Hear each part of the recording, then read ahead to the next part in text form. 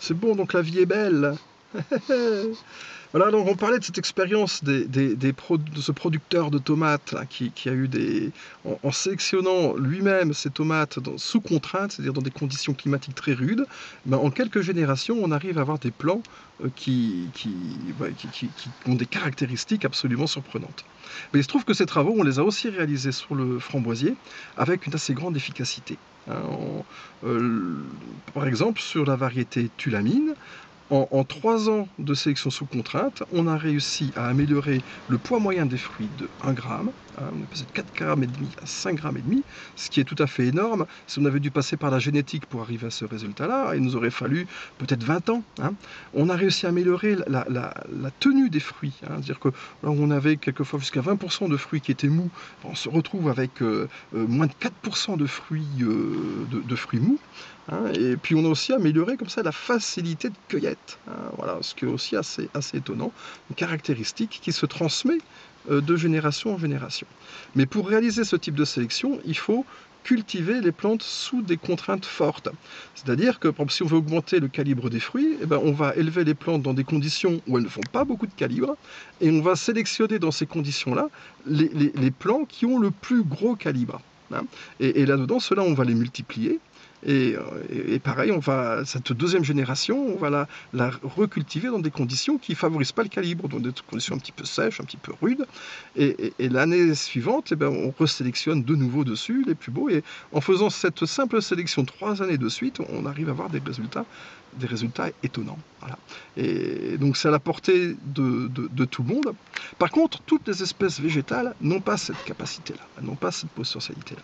Alors j'ai une petite théorie sur le framboisier, hein, mais bon, ça pourrait faire l'objet peut-être d'une autre vidéo, sur l'apomixie du framboisier et de la ronce.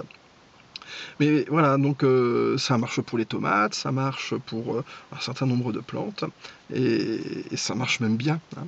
Alors ça va un peu à contre-courant parce que quand tous ces laboratoires qui gardent en culture in vitro des petits méristèmes de plantes, et de ces plantes-là, en fait, ils vont sélectionner en culture in vitro des plantes qui sont bien adaptées à la culture in vitro.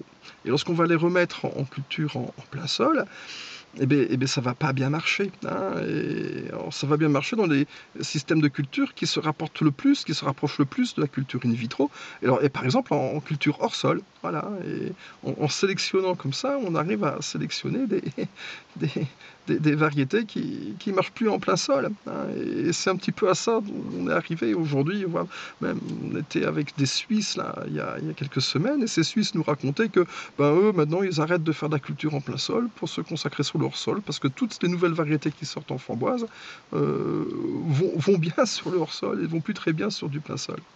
Donc là, il y a vraiment urgence de la part des producteurs à se réapproprier ces gestes simples, élémentaires, hein, de sélection de variétés les mieux adaptées à leur contexte de production.